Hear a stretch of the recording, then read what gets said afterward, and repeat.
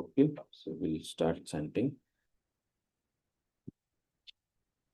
Om Shri Gurubhyo Namaha Harihi Om.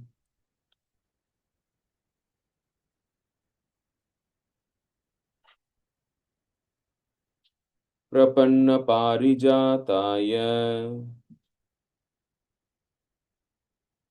Totra Vetraikapanaye Jnanamudraya Krishnaya Geetamritaduhe Namaha Karpanyadoshopahatas Svabhavaha पृच्छामि त्वां धर्मसम्मूढचेताः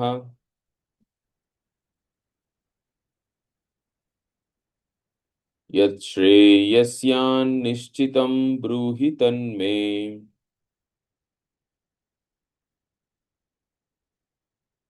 शिष्यस्तेऽहं शाधि मां त्वां प्रपन्नम्।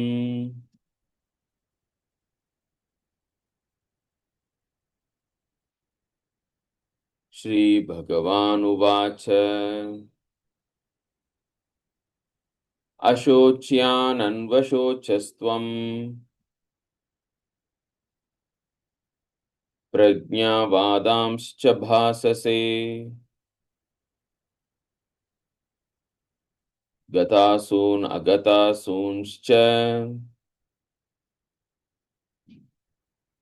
नानुशोचन्ति पंडिताः.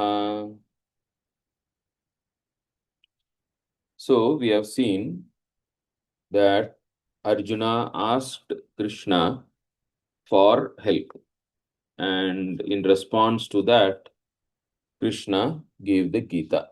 And Arjuna said, I am confused. Please clarify my thought, clarify my understanding, and rest of it I will do. So that was a very beautiful prayer of Arjuna, which we saw.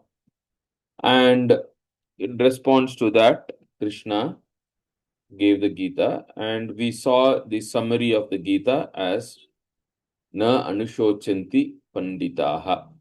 Right? So the wise man does not grieve. So essentially, Gita is showing us the way to freedom from all sorrow through the right knowledge of who am I and what is the purpose of life. So now we understood this. We saw this is the Anubandha Chatushtaya and all that we saw. So now let us go ahead with an exercise, and based on that we will see. So up to this we saw. So now let us do a small exercise. Suppose if I give you 10 lakhs, how will you spend it? Right? So take 30 seconds. Whatever is on the top of your mind, you just write down in a piece of paper, then we can discuss. Just 30 seconds. If I give you 10 lakhs, what would you do? How will you spend it?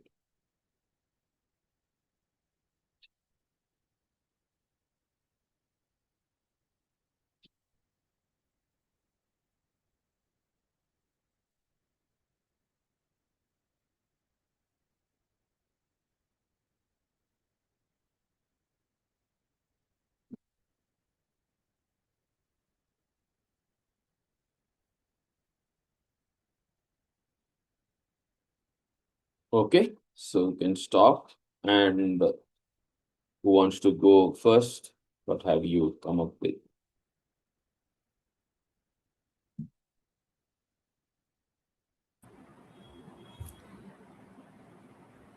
This Shail.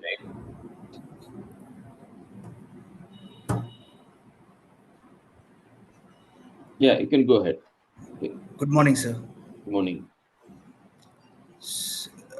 I just joined, so sorry. Okay. Okay. The question is, if you are given 10 lakhs, how would you spend it? Anyone?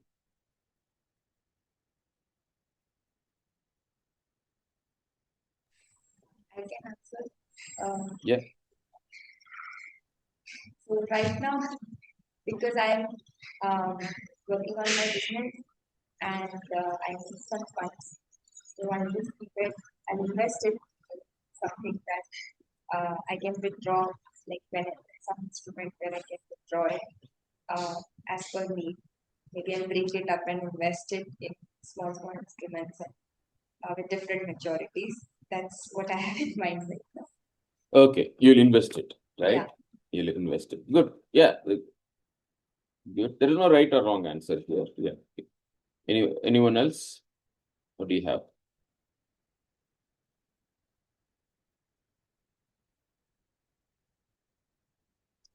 Yeah. See, as Vasavi said, maybe some part I'll invest. Mm-hmm. Some part maybe for the immediate needs we can spend. And, some part I can donate also, I felt. Mm-hmm. Good. So some parts will donate. And when you say immediate need, what kind of need? Whatever is, like on a day-to-day basis, you know, anything Okay. that can be, right? No, but this is a big amount, no? So, Yeah. Not, yeah. Mainly, invest and then, a part can be donated, okay. whatever. Okay. Okay. Anyone else? Yes, sir. Good morning, Gokulji. Good morning, sir. If you give me 10 lakhs, and I hope you will give me. Anyway, if you give me 10 lakhs, I will invest 1 lakh in the sense that I will donate Okay. for the needy. Okay. 1 lakh for the Not then needy. I will go and not then I will go and put in different temples and all. I will give it to the need, to the Okay. society. Okay. And the rest I will like to invest to get some monthly recurrent dividend because Mm. my day-to-day needs are fulfilled by whatever I'm doing currently. Oh, I'm very clear about it. oh, very good, sir. Thank you. So some amount you will invest to get a monthly dividend, and some amount you'll invest to, yeah, I will give it as a donation, right? Yeah. Okay. Anyone else? Yes.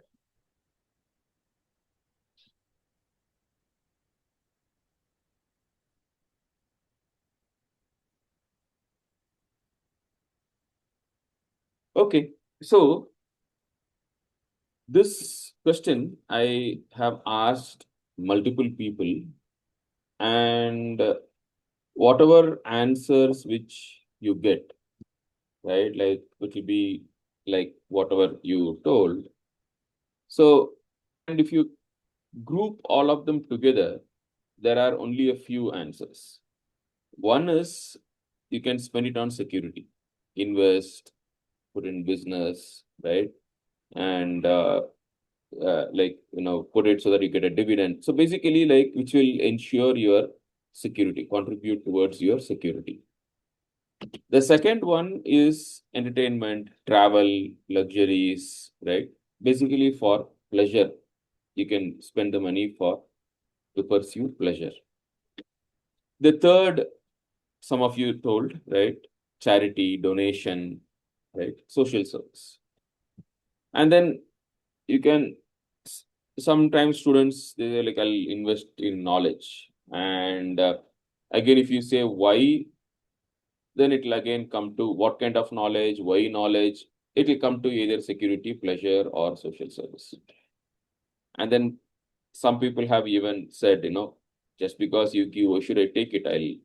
I will not take it. So if you look at these answers, this is what is called as Artha, Kama, Dharma, Moksha. Security is Artha, and pleasure is Kama. Social service is Dharma, and saying I don't want it, or if you say like no, it is there for I want spiritual knowledge, I will spend it for that. Then the moksha. So these are the only four ways by which you can spend money. Whatever, and in fact, everything that you do will finally arrive at this. Now, suppose if a student is studying, if I ask the student, okay, why are you studying? He'll say, I'm studying so that I can get some good marks. Then if I say, okay, why do you want to get good marks? He'll say like, so that I get a good CGPA. Now, why do you want to get a good CGPA? He'll say, so that I can get a good job in my placement. Why do you want to get a good job? He'll say, so that I can earn good money. Why do you want to earn good money? Then he'll say like, well, my father has some loan. I want to repay it. I want to take my parents to pilgrimages, Finally, it will come down to, like, if you say, okay, why do you want to, repay your father's loan? And that gives security. Why do you want to be secure? Now, there is no question beyond that, right? So security, it will come down to. Why do you want to go for some tour? Oh, so that it will be happy, like you want to enjoy. Now, if you say, why do you want to enjoy? That question becomes redundant because it's an axiom. So pleasure is like, you cannot question why do you want to be happy? Why do you want to enjoy? You cannot question it. Similarly, if someone gives for some social service, they give it in charity. If you ask, why are you giving? Now, like, you say, yeah, it is, people are suffering, so we have to give, like it has to be given. So these are like the bottom line. And this applies not only to money, even to time, right? Suppose if I give you 6 months, you can do whatever you want. Then what do you want to do? Then whatever you want to do will come under one of these, right? Artha, Kama, Dharma, Moksha. So that way, these are called Purusharthas. Okay. Now, let us understand this Purusharthas through like much more detail today. Okay. Now, let us chant this verse, right? Like, so I'll chant, you can repeat, you can be on mute. Vihaya kaman yes sarvan Pumamscharati nisprihaha Nirmamo nirahankaraha Sa shantimadhigacchati. So, we'll build up some concepts, then we can understand this better. So, we saw the Purusharthas. We'll see it from another perspective also. Now, you all know the evolution, right? Like how in this world, from inanimate matter, life came. Initially, some primitive life forms came, then life evolved, and all that. So, if you look at the living beings, one thing you can see is every living being wants to be happy. This is the universal truth, right? Every living being wants to be happy. But where the happiness lies, there are differences. Now, if you take the lowest organisms, let us say there is a fish in the pond, right? So in a pond, there are some fishes. Now, if you look at a fish and then question, what does success in life mean for this fish, right? What does a successful life mean for the fish? Now, for the fish, what would it be? The fish should survive up to its adulthood, and then it should have a lot of baby fishes, and they should survive.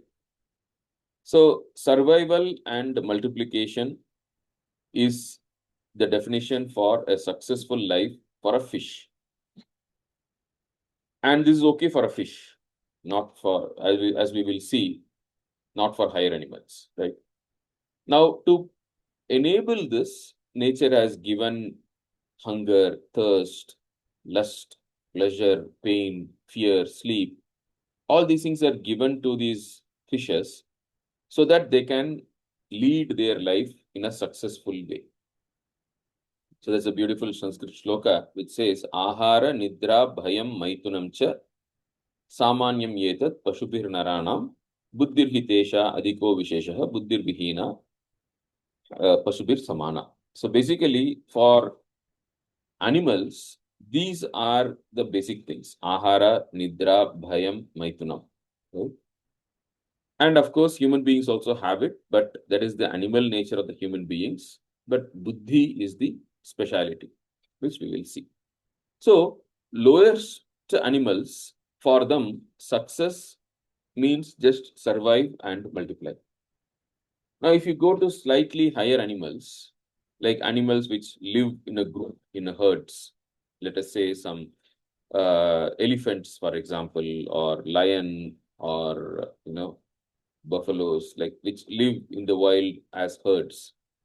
Now, if you look at elephants, for them, for an elephant, what does success in life mean for that elephant?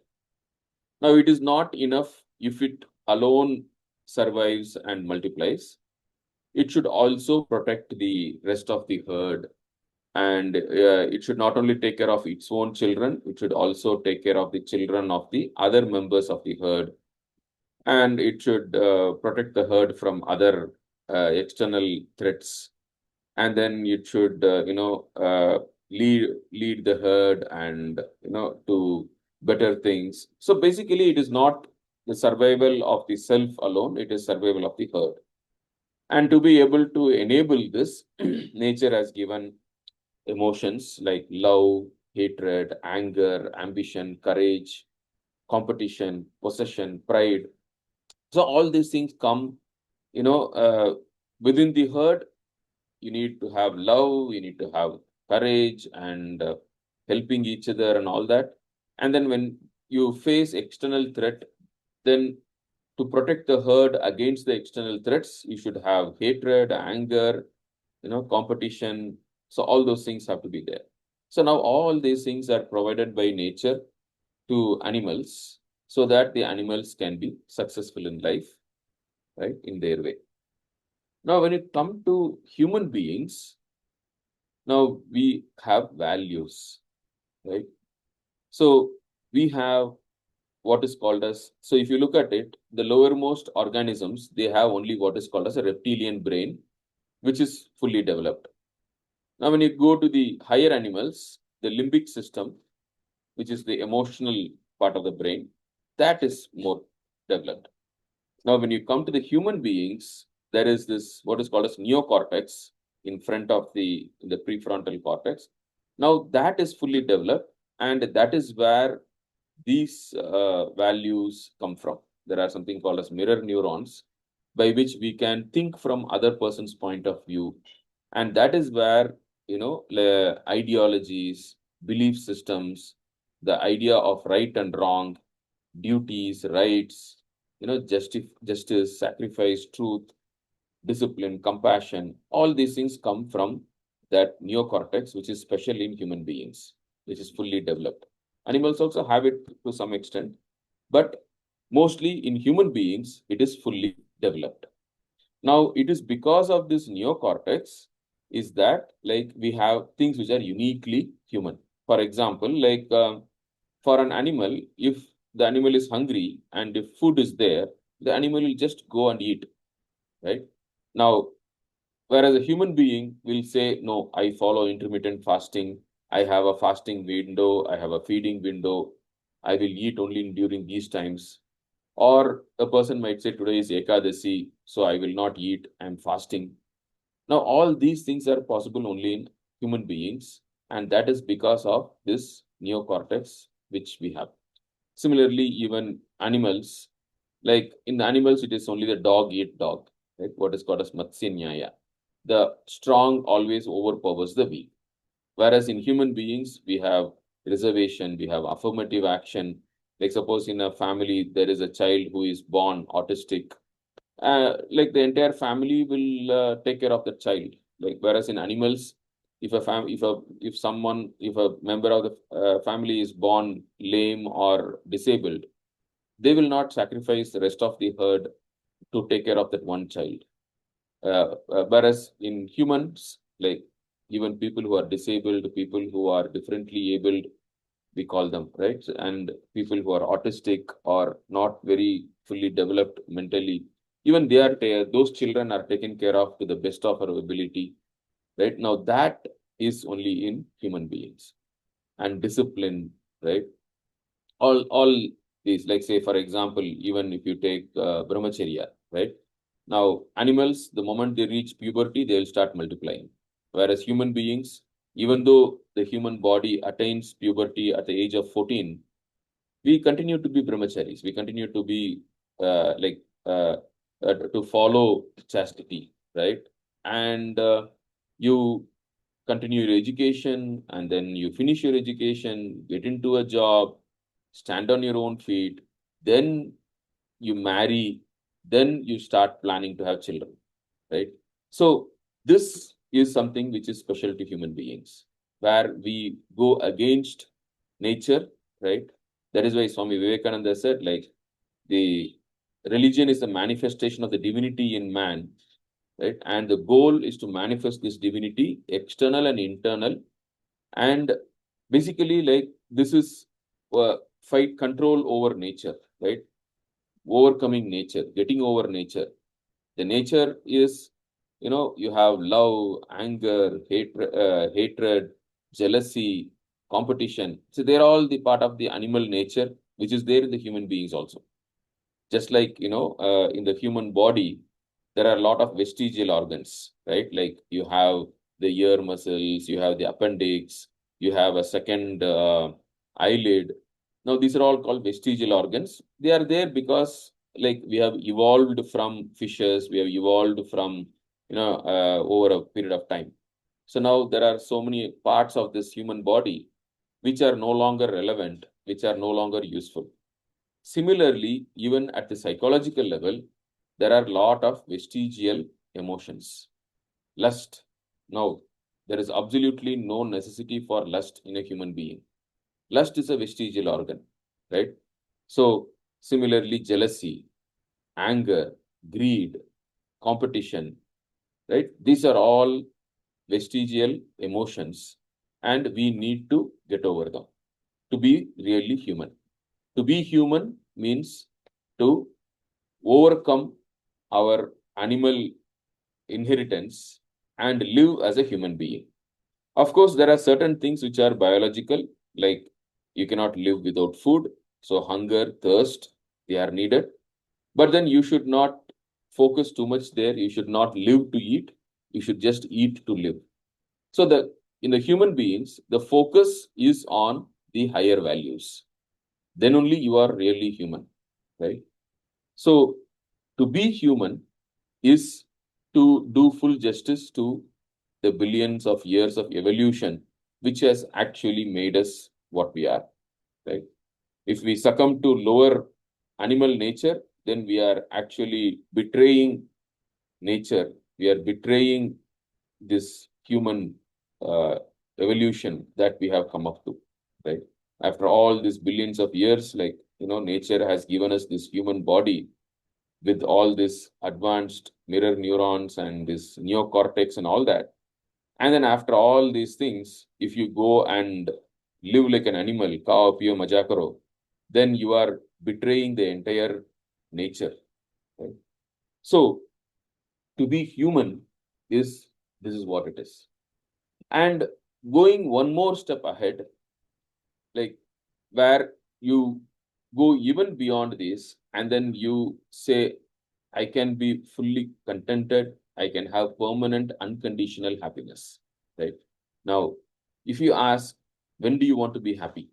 Morning, evening, or Sunday, Monday, Tuesday? You'll say, like, I want to be happy always. Now, if you ask, where do you want to be happy, in the office or at home or at road, you'll say like everywhere. Under what conditions do you want to be happy? If you are successful, you want to be happy, and if you get what you want to be happy, or even otherwise. You say like, no, unconditionally, I want to be happy. So the happiness that we are seeking is unconditional, permanent happiness everywhere. Now that is what everyone wants. Now the question is it possible? The answer is yes, it is possible, and that is where the next level of evolution comes beyond human. There is a spiritual level which is called as the divine nature. So from lower animals to higher animals to human and then to divine. That is how we are evolving. And all our scriptures talk about how to get to this divine level beyond the human level. And it is not something which is different. It is a continuation of the evolution which we see. So it is not something which is against, this trend. It is along the trend only. So the entire, if you see how the universe is evolving, it gives the direction to what to do next. What is it next, right? Evolution shows us the way. What next, right? And the scriptures say it is by true knowledge of the self that you can attain unconditional, permanent happiness. And biologically, you are already equipped with this. You don't need anything extra than what you have. With this equipment only, it is possible to go ahead to that level of evolution beyond the human level into the divine level. And this shows the goal of human beings where we need to go. And this is again what is called as Artha, Kama, Dharma, Moksha, which we have seen. Right? So Artha is the lowest animals pursue only Artha, and then the next higher animals pursue Kama, and human beings, the predominant pursuit has to be Dharma. Artha and Kama should be as minimum as possible, just to take care of our biological needs, but not beyond that. But our focus should be Dharma.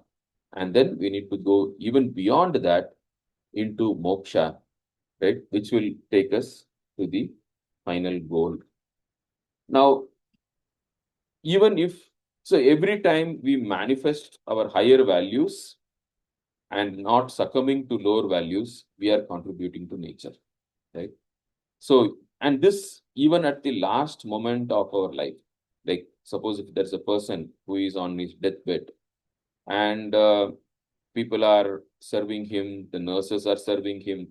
Now, at that moment, the last minute, he can thank the nurses, he can thank the doctors, he can thank all his relatives, saying that thank you for taking care of me, thank you for investing so much of your effort and money and energy for my comfort, even though you might know that I might not survive. Thank you, and then he can leave. Or he can keep scolding everyone, how much pain I am going through, this, so, like, even at your deathbed, you can outgrow your animal tendencies of anger and, jealousy and hatred and all those things. And you can manifest your human tendencies of sacrifice, love, compassion, all those. So, and if you manifest your human tendencies or your spiritual tendencies, that itself is a contribution to nature. That itself is a contribution to evolution of this universe. Whereas, if you succumb to your animal tendencies, anytime, even while living, if you succumb to your animal tendencies, you are regressing back, and it is a betrayal of this universe. It is a betrayal of nature that has given you this human body, right? So this gives us an idea about the priorities of life, what is the goal of life, proceed towards, right? So let us take a pause. If you have any questions, Shail, you have a question? So what is the difference between limbic system and reptilian brain? Yeah, so see, according to neurobiology, like the brain has got three parts. Okay.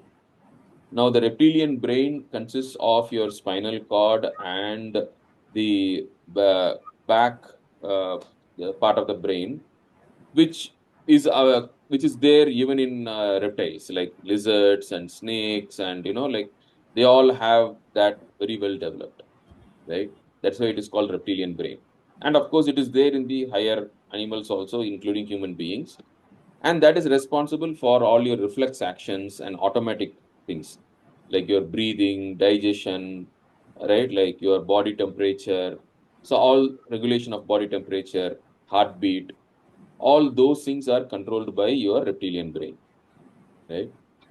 And then comes the limbic system, which is your emotions, your likes and dislikes, motivation, your emotions, right? All those come from the limbic system, which is not so well developed in the reptiles.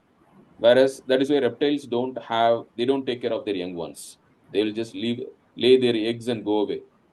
The eggs might hatch, and then it'll, like, like if you take, so lot of the lower living beings, they don't take care of the young ones that much, because that comes from the limbic system.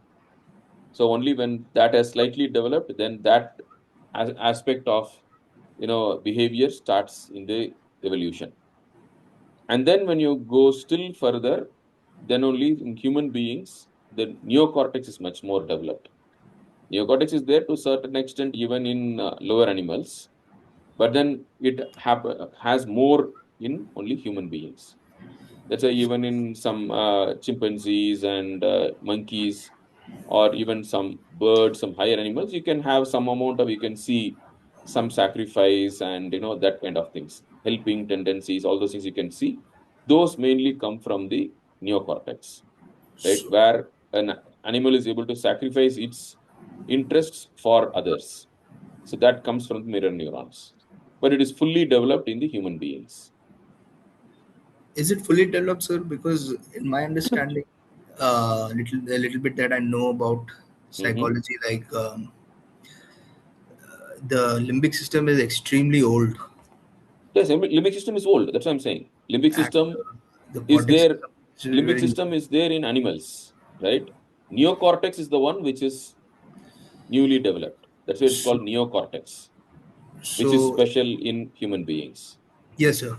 So, like, since it's very old, isn't it the dominant part of the brain? Because No, the uh, oldest part of the brain is the reptilian brain. that's the dominant part of the brain, right, No, sir? you cannot say dominant. It is there. That's all. Now, whether to let it dominate or not is in your hands, because you Because have the neocortex yes, sir. and you have the veto power, which can overrule the basic things, right? So I have little difficulty understanding that because Hmm. it's difficult to overrule the reptilian brain. I feel No, because like, let me ask you a question. So, how many times a day do you eat? 3 times. Three times. Now, suppose you have some urgent work to be done, Hmm, hmm, hmm. and someone says this has to be done before lunch. Please send it. Will you be able to postpone your lunch by 1 hour and finish the work and then go for lunch? Yes, sir. But I wouldn't be able to do the same thing for breathing and Huh? No, no. That's what I'm saying. See, there are some digestion. things which are biological, but there are some things which are psychological. So you can postpone your lunch by 1 hour, right?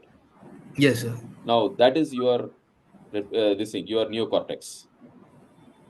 That is Right. your neocortex overruling your reptilian brain.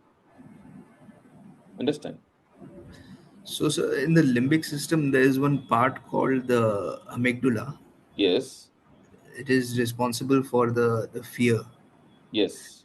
that So we have. it some amount of sharing will be there, right? Actually, the more some of the fear centers are in the reptilian brain, and some of them are in the amygdala, right? And Hmm. then that is gives that emotion of fear. But the reflex action protecting, like suppose if you touch something hot, immediately your hand withdraws. Now that comes from the reptilian brain. Reptilian brain extends into your spinal cord also, right? So different parts of the brain have got different roles. And what you should understand is evolution shows how the brain has evolved and what is special in human beings. And now, if you are using the special parts of the brain which evolution has given to you as human beings, that is when you are really acting as a human being, right? Yes, that's true. That's Now, true. that is what you need to understand from this. So, being human means using your neocortex as much as possible and overruling the activities of the reptilian brain and limbic system where needed using your neocortex, right? So also part of limbic system also under our control. Yeah, like suppose that's what I mean, no? Like when you say, when someone scolds you, someone says like stupid. Now you can flare up and then you can become angry and then you can scold back, or you can calm down. You can calmly say, "Why is this guy telling? What is he trying to convey?" You can hold back, Yes. right? So when you hold back, you're using your neocortex over your limbic system. Okay, sir. So the reason why I was confused is because I feel like the limbic system is also important, like No, everything is important, right? in the sense that a lot of maybe like 80 to 90% of the tasks that we do are through the limbic system. No, no. See, everything is important. That way, even your hands are important, legs are important, everything is important, right? Hmm. Now, the question is, what controls what? Yes. Yes. That is where, right? Yes. What do you let control what? Now, if you let uh, your thinking capacity, your intellect control, then you are acting as human beings. Whereas Hmm. if you let your emotions overrule your intellect, your rational thinking, then you are acting as an animal. Hmm. So the limbic system can be controlled. Yes, it can be controlled. Yes, for sure. That That is why makes, you are living as a human being, right? whereas for animals it's not possible. Animals run by instinct. So rarely they try to control it. Okay. Right? That is why we have all this intermittent fasting. Right? Otherwise, how will a person be able to follow intermittent fasting? It's only because you are able to control your emotions, your craving for food, right? Like you're able to control it and say, like, no, there is a time for everything, right? Hmm. That is what is being human. Clear? Okay, sir. Good, good. Any other questions?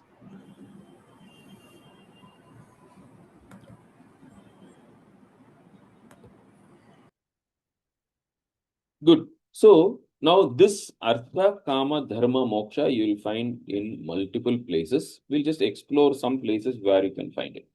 So as we said, Artha is security, Kama is pleasure, Dharma is virtue, helping others, and Moksha is freedom, sacrifice. That comes under Moksha. And this is kind of encoded into our national flag, right? So the people who designed the flag, right? So the green is prosperity, which is basically Artha and Kama, and white is Dharma. You also have Ashoka's Dharma Chakra also there, and the saffron is the indication of moksha, freedom, sacrifice.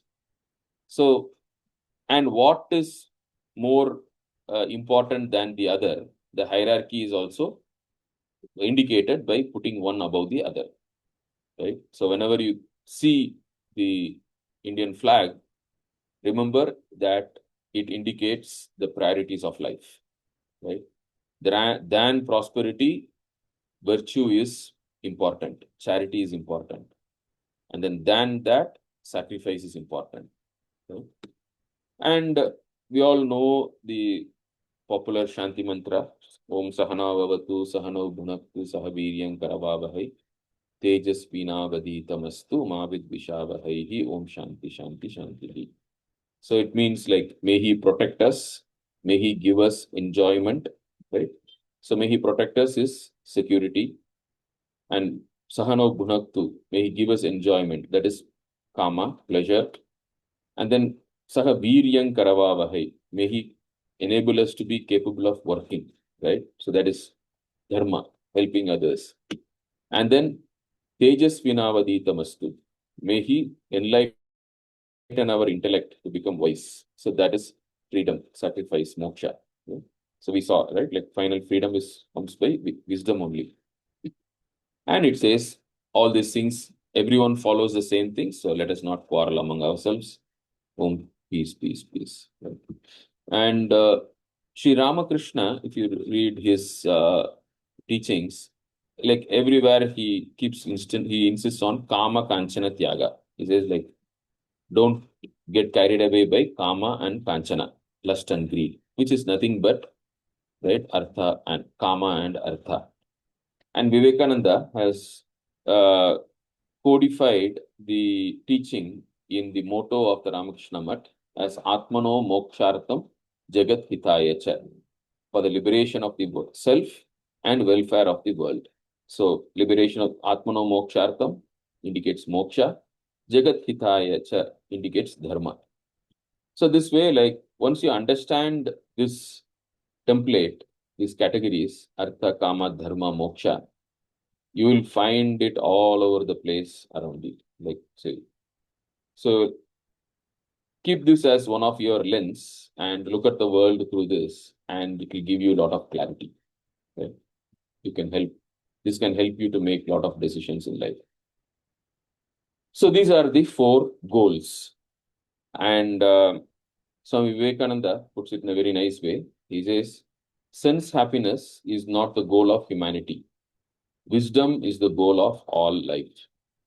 And how is it? He says, we find that man enjoys his intellect more than an animal enjoys its senses. And we see that man enjoys his spiritual nature even more than his rational nature. So the highest wisdom must be the spiritual knowledge.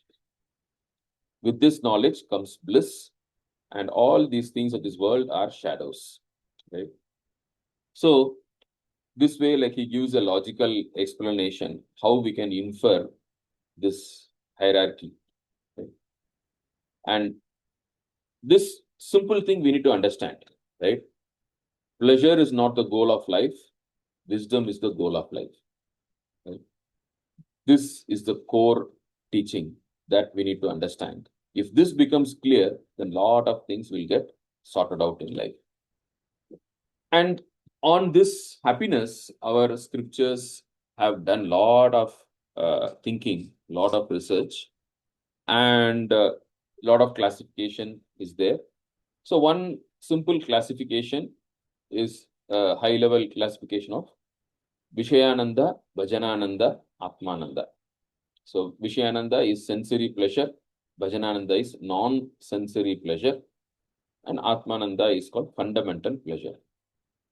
So if we compare these, right, Vishayananda follows law of diminishing returns, whereas Bhajanananda, the returns multiply.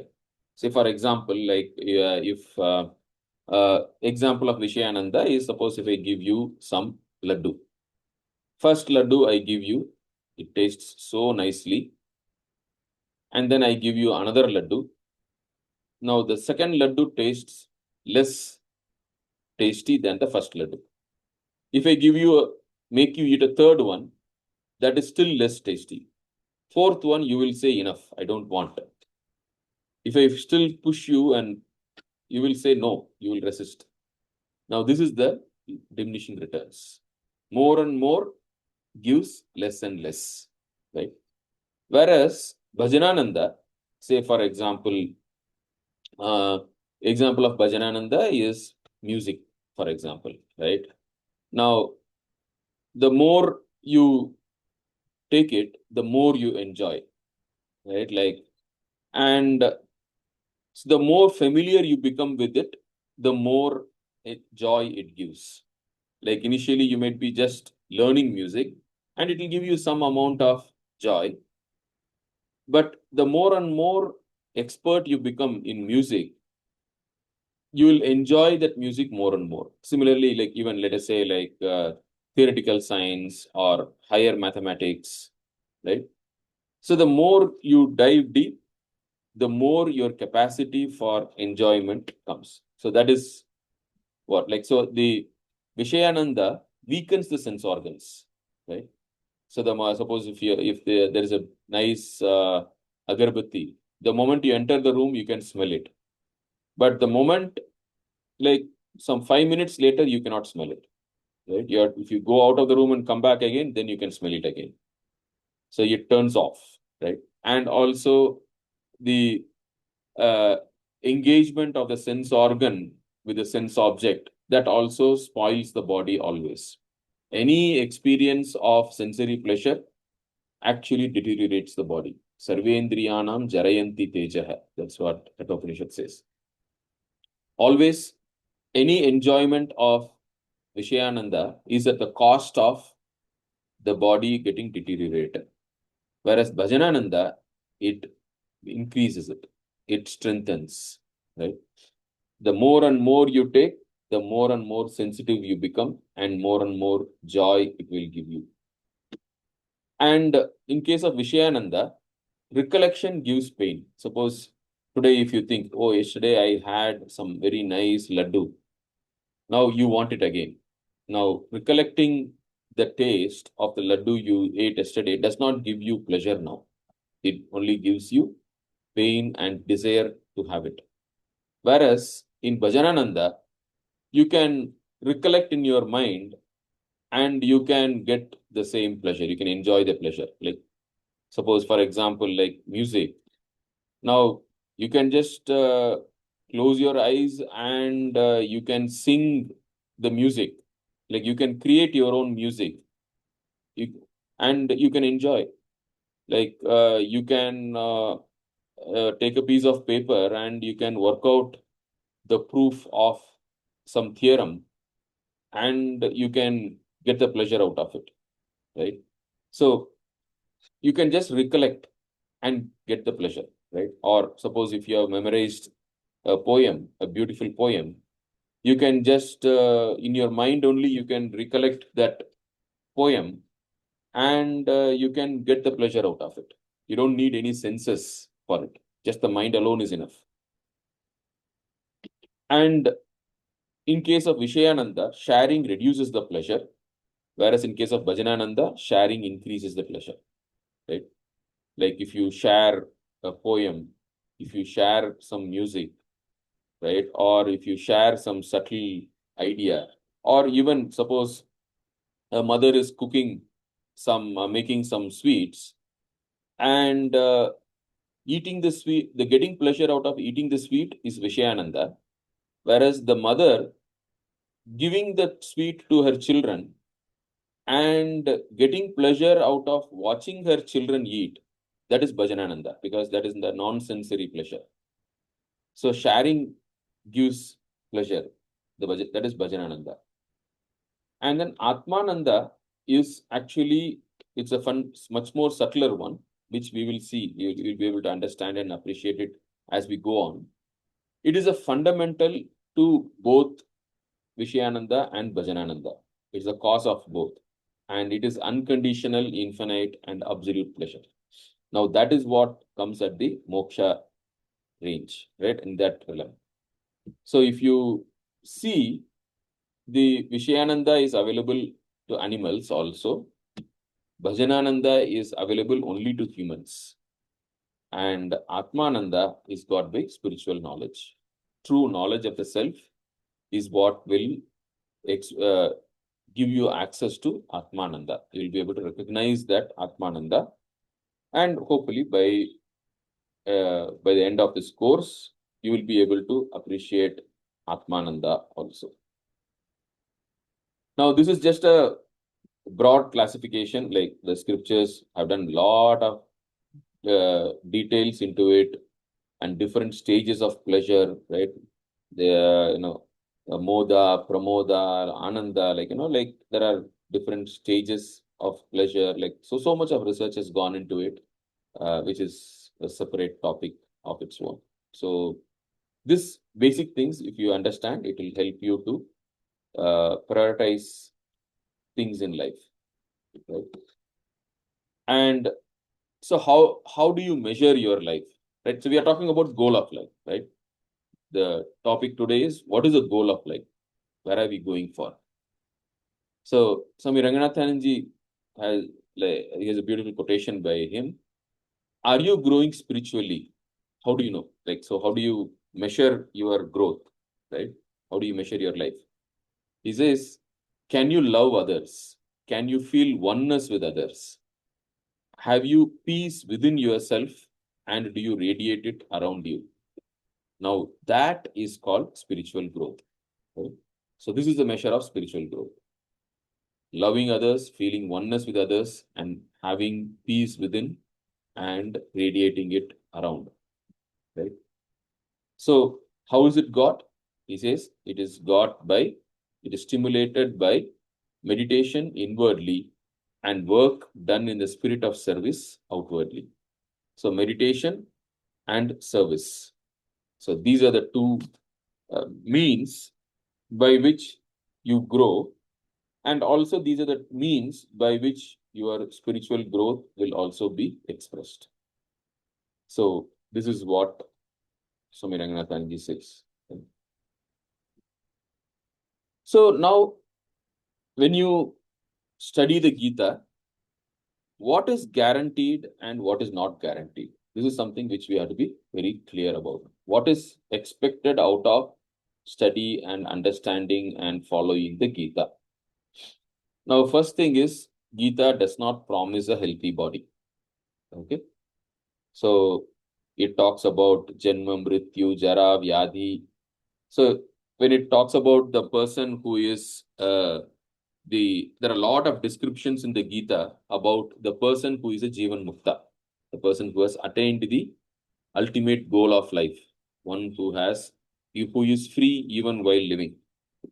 Now, in those descriptions, Gita says this person will not worry about his Mrityu, Jara, and Vyadi, like about his old age, his death, his disease. They will not make that they will not be able to disturb his peace of mind.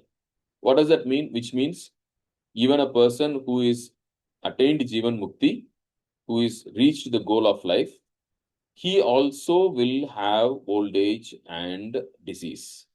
Right? That is what Gita says. And there is no guarantee that you will make a lot of money, because Gita itself says that labha, alabha will happen to the person who is free. Right? Labha is gain, alabha is loss.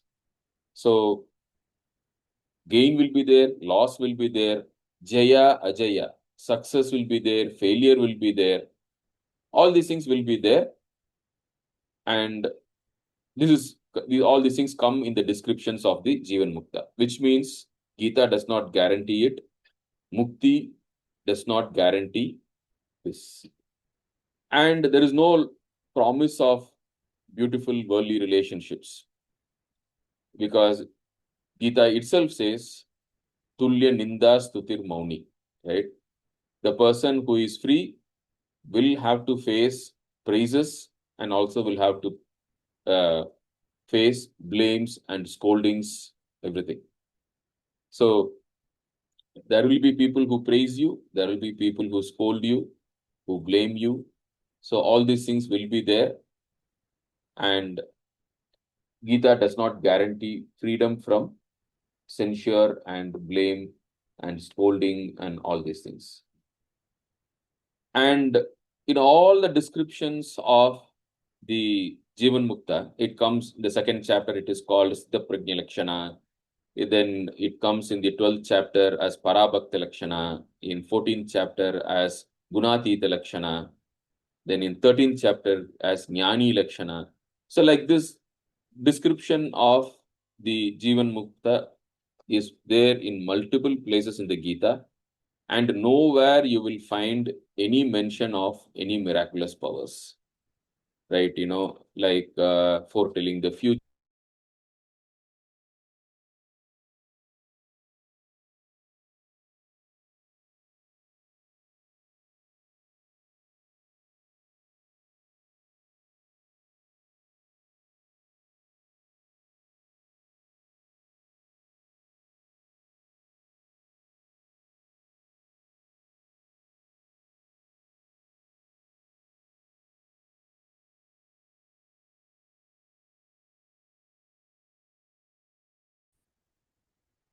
Sorry, there was a network disruption from my side. I hope I did not lose too many seconds. I will share again.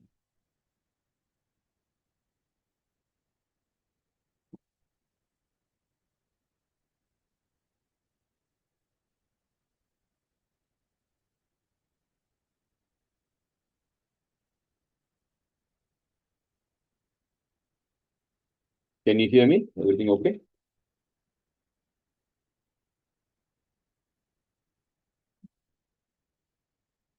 Hello? Can someone confirm? Yes, sir, we can hear you. Okay. Yeah. Okay. Yeah. So I was saying that there is no mention of any miraculous powers in the Gita.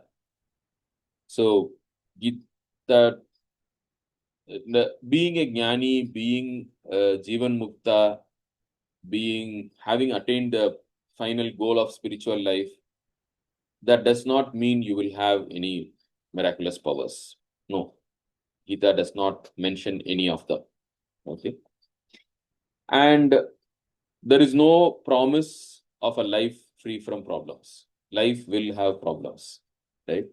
As I told you, like Jaya, Ajaya, Labha, Alabha, Shita, Ushna, like heat and cold, Sukha and Dukkha, pleasure and pain. All these things will be there in life, and Gita does not promise freedom from these. But what does Gita promise? It says you will have peace even amidst the ups and downs of life. Amidst all these ups and downs of life, you will have peace. Gita guarantees peace. It says Shanti Madhigachati. So many places Gita says peace you will have.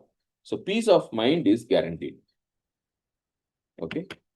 And you will evolve and outgrow your animal nature. So we saw, right, like how the evolution happens.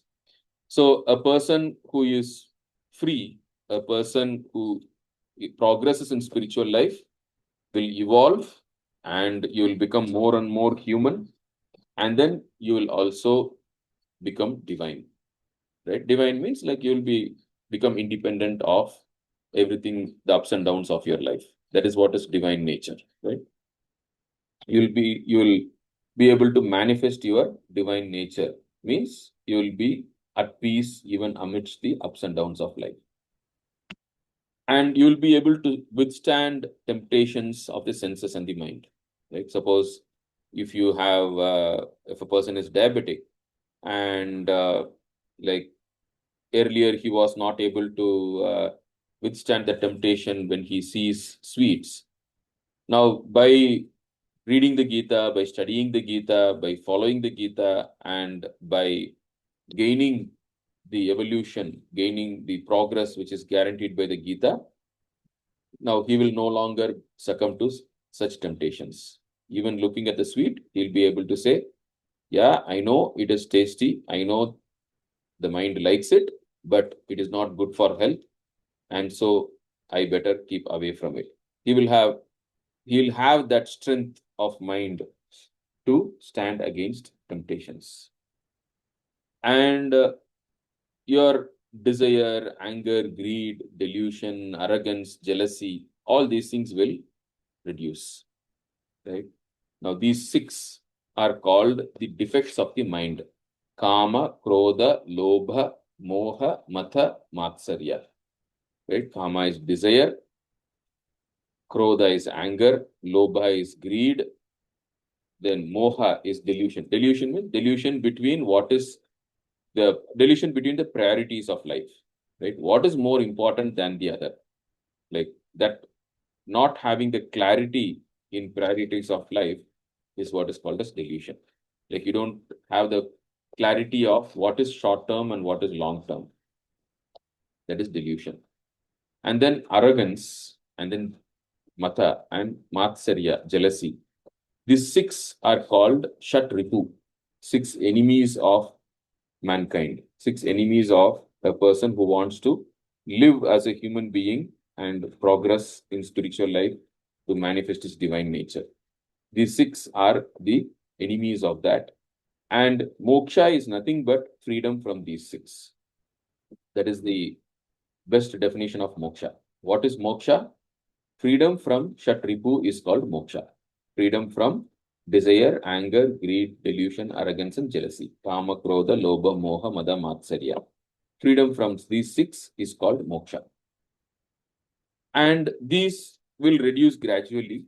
And my teacher, Swami Paramarthananji, he has created this template that these 6 will reduce and under 3 dimensions: FIR, frequency, intensity, and recovery time. Like suppose initially a person is very short tempered, and very often he runs into a bout of anger.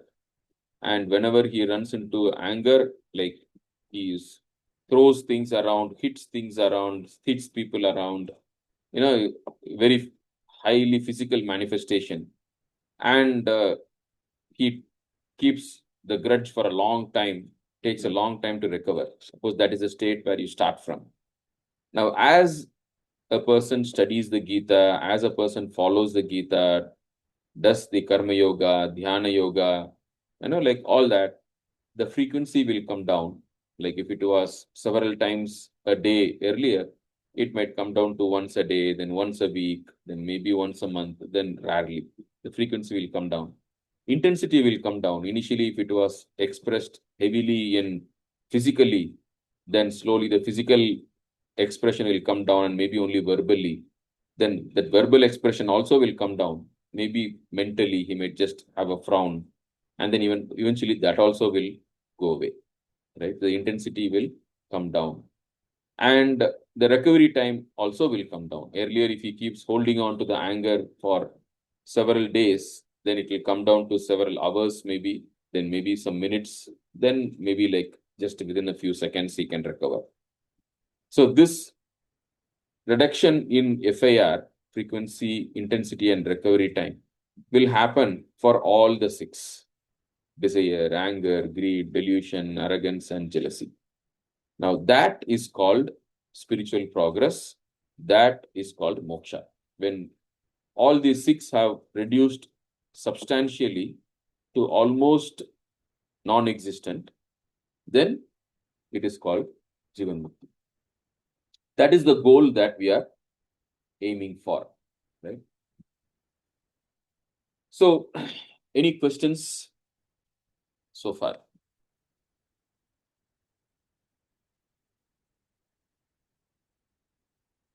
Is everything clear? The goal of life, the goal that is promised by Gita, that should be very clear by now. According to Gita, what is the goal of life?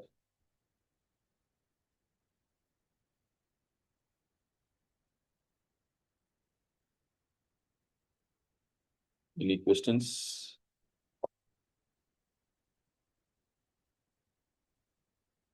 Okay. So, there are no questions. We'll go ahead. So, let us go do one exercise. Right. So, now you all know the story of Alfred Nobel. You all have heard about Alfred Nobel. Now, when you hear the word Alfred Nobel, when you hear the name, what comes to your mind? Who was Alfred Nobel?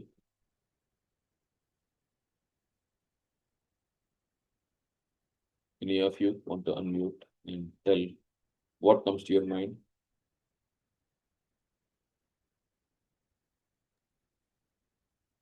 Nobel Prize.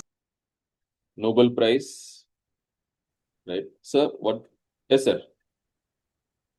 Sir, when you utter the word Alfred Nobel, I go to my +2 days Hmm. when my chemistry teacher taught me something about TNT. Yes. TNT, Yeah, yes, trinitrotoluene. And yes, then he said that it was sold to so many uh, countries and all, the formula, and the yes, whatever money came, it was invested. And from that, the Nobel Prize is given. This is yeah, what comes to mind. yes, sir. You're right. So now Alfred Nobel was the person who invented or discovered the process to make TNT, trinitrotoluene, in industrial scale. And after that, the entire war scenarios changed, right? Like earlier, people used to die in wars in hundreds and thousands. Now, after this, people started dying in wars in millions. So, and in the village, and Alfred Nobel made a lot of money by the royalty for the process of the gunpowder, the trinitrotoluene, right? Like the TNT. And he became very rich. He was a great billionaire. And in that village the town where he lived, there was another person who is also named Alfred Nobel, and he passed away. And the media people mistook that the inventor of dynamite process, he is the one who has passed away. And they published in the paper, the merchant of death is dead. And Alfred Nobel read this, and it was a wake up call for him. So he said, oh, this is what the world will remember me after I am dead. And he was not happy with it. And that is when he instituted the Nobel Prize. Okay. And today, of course, like we remember him for TNT also, but more importantly, we remember him for the Nobel Prize which he has instituted. And that's what some of you mentioned. When you say Alfred Nobel, we remember Nobel Prize. So, which means uh, his technique worked, right? So, now the question for us is, of course, all of us will pop off one day. And depending upon the practice in our family, like there will be a memorial day, maybe on the 13th day or 10th day or 16th day or 31st day, 30th day, depending upon whatever is the tradition in the family where we live. There will be a memorial day. And on that memorial day, like everyone will be invited, and there'll be a feast given. And also there will be given opportunity for people who know us to talk about us. Now, one good thing about this Memorial Day is that people will talk only the good things about us. Whatever bad thing, people usually, out of decency, they don't talk bad things about dead people. So, at least not on the Memorial Day. So, on our Memorial Day, people will talk good things about us. There will be our spouse, our children, neighbors, colleagues, friends, everyone will be there. So, now the question is, what do you want people to remember you for? Okay. So let us do this thought experiment. Let us do this exercise. And you can take a piece of paper and you can write down. Here there is a word cloud with several good things for which we want to be remembered and for which we might remember people. So what you can do is you can write down the top 3 things for which you want to be remembered for, right? So these are all adjectives. So you can, if there is something which you come up with which is not here in this list, that's also fine. But here is a list. You can go through this list and try to come up with the top 5 or top 3 things that you want to be remembered for. Take 1 minute and come up with the list.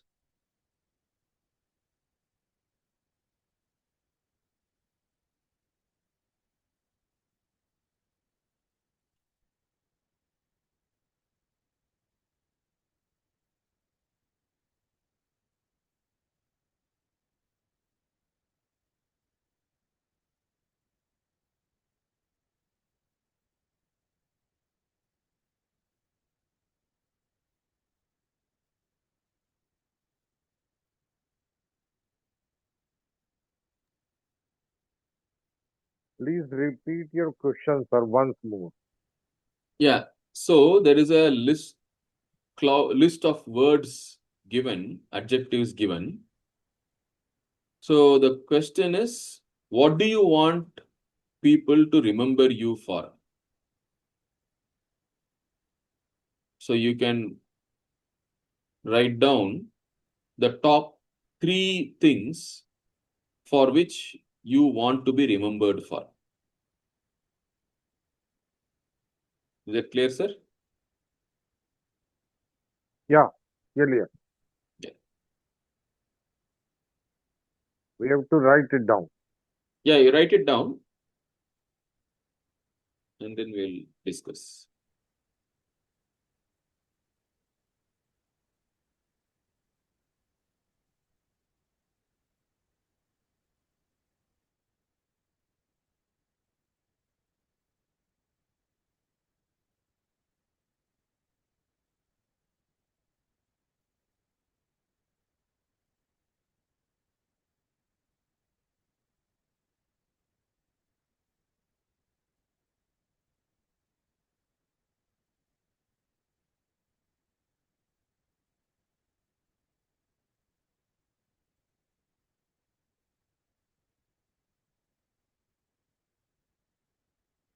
You take 10 seconds more.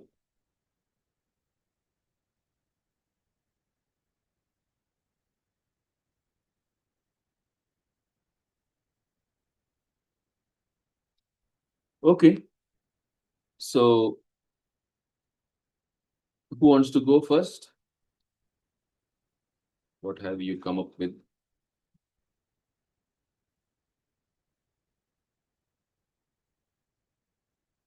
Anyone?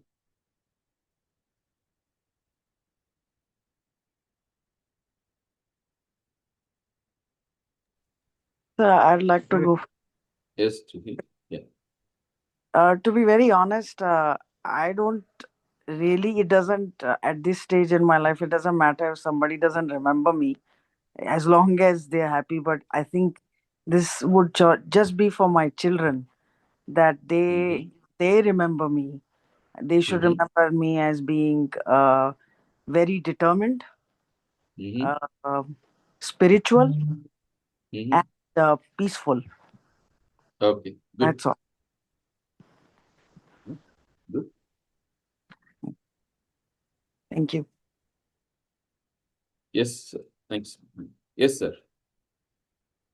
Sir, I like to be remembered as cheerful, artistic, and intelligent.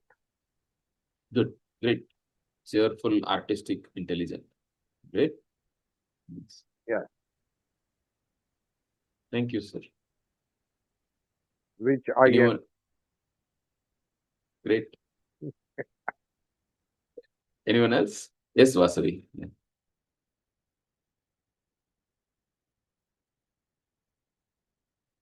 Yeah, Vasavi, go ahead. You can. We don't hear you.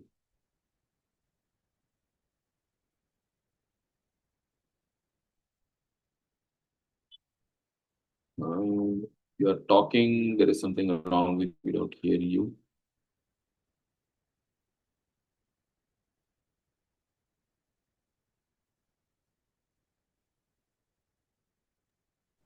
Am I Okay. audible? Yeah. Now you're audible. Yes. Okay. So I would like to be remembered as strong, Mhm. authentic, and loving. Strong, authentic, loving. Great. Good. So now we don't know when we will pop off. It can be today, it can be next month, it can be next year. There is no guarantee. So whenever we transact with people, with our spouse, children, neighbors, friends, we need to remember this. Is our transaction, is our behavior aligning with what we want them to remember us? Right? So whenever we get, especially like, say your neighbor's dog comes and shits in front of your house, and you go and confront your neighbor. Now you remember what you want your neighbor to remember you for when you are dead. Keep that in mind and then go and transact with your neighbor. Right? It is those times when you need to remember these. So these three, whatever you have noted down, it will be good if you can, put it in a place which you can see every day. Now, this is your, what do you call as your lighthouse, right? Now, whenever you want to make some tough decision, whenever you try to you tend to be carried away by your emotions, you remember this list and say, this is what I want to be remembered for. Now, whatever I'm going to do, the way I'm going to behave, it should reflect this. And of course, it can change over a period of time, and you can redo this exercise, on New Year or on your birthday or something, so that you can realign your values. But then this will help you to navigate in life in a more meaningful way. That is what this exercise is for, to identify your core values, right? So once you have your core values identified, then you can lead a much more deliberate life than getting carried away by emotions. These will help you to make tough decisions. I hope it is useful, right? So going ahead, this is the shloka that we discussed today. Vihaya kaman yas sarvan pumams charati nisprihaha nirmamo nirahankaraha sa shanti madhigacchati. So we saw what is the goal of life, right? Now, and we saw artha, kama, dharma, moksha, right? So how does this shloka reflect it? So it basically says the goal is to become free from threefold bondages. It lists the threefold bondages, right? First is seeking security in the world by a sense of mind. We think our security comes from this world, and that drives us into hoarding possessions, right? So the sense of mind, mamakara, mama. And then seeking pleasure in this world in the form of desires, running after pleasures, kama, right? And then sense of individuality, running behind recognition, name, fame, right? That is ahankara. So these three, possession, pleasure, and pride, like my teacher calls it as 3 Ps, right? When you depend upon this world for these three, then you will not have peace of mind. Right? When you depend upon this world for the 3 Ps, then you will not have peace of mind. Now, being free from these, you continue to move in this world, you do your duties. It is not that, okay, moment you are free, you go and live in a cave. No, that is not what Gita envisages as the free life. It says, Humans charati nisprihaha, right? Like you continue to live in the world with peace, shanti madhigacchati, right? Like with full of peace, you live in this world, and that person is called a Jivan Mukta, right? One who is free while living. And this is the goal, and this is called moksha. Moksha is freedom from seeking security, pleasure, and recognition from this world. Freedom from these three is moksha. Right? So this is the goal.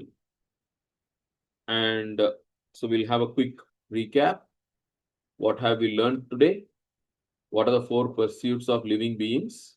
We saw artha, kama, dharma, moksha. How are human beings different from animals?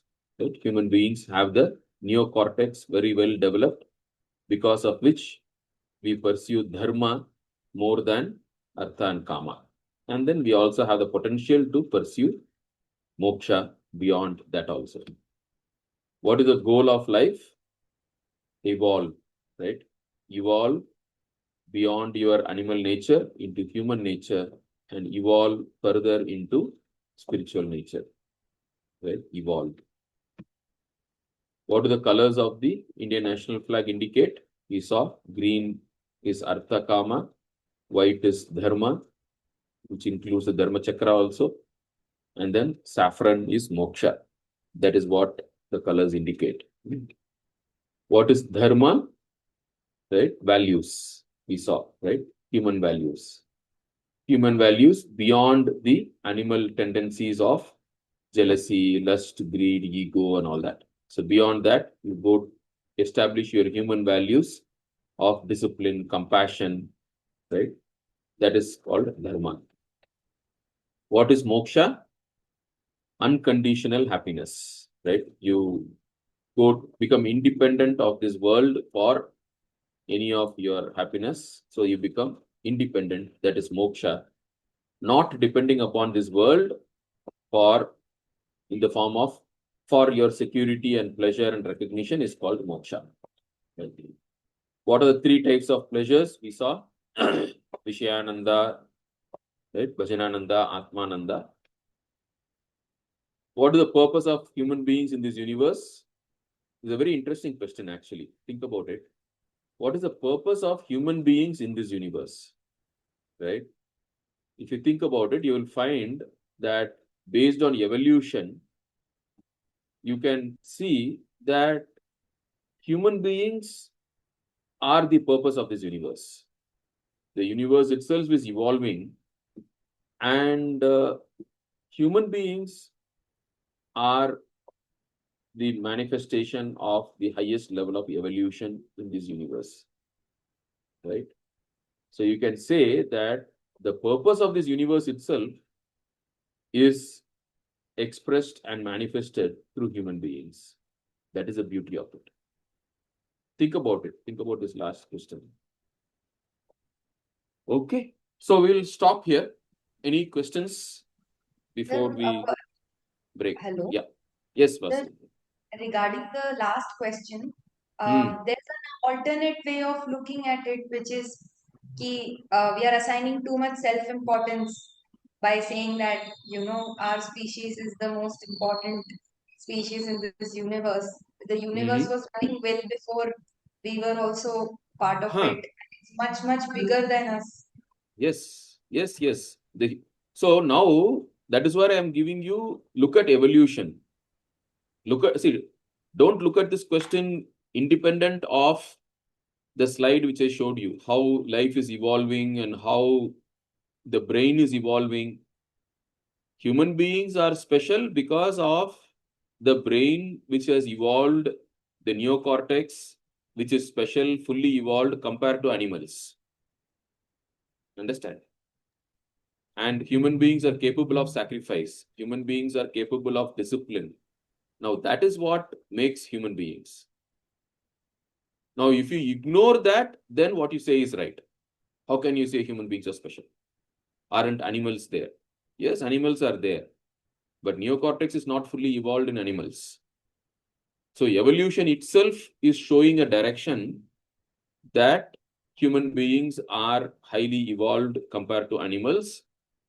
And the biological evolution is resulting in character evolution, sacrifice, tyaga, right? So human beings are special because of the capability to sacrifice. Look at it from that perspective. Sacrifice. Okay, got it. Right? Understand? Yeah. Any other questions?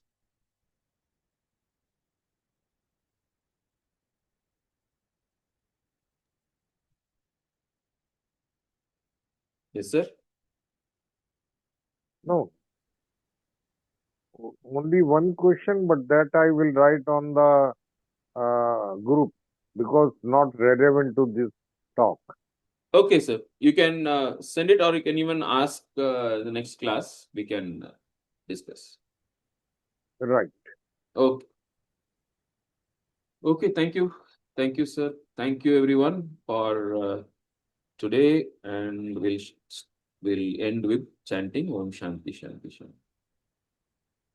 Om Shanti Shanti Shanti. Harihi Om Tat Sat.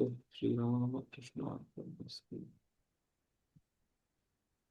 Thank you, everyone, and have a good day. Thank you, sir. Thank you. Thank you, sir. Thank you very much. Sir.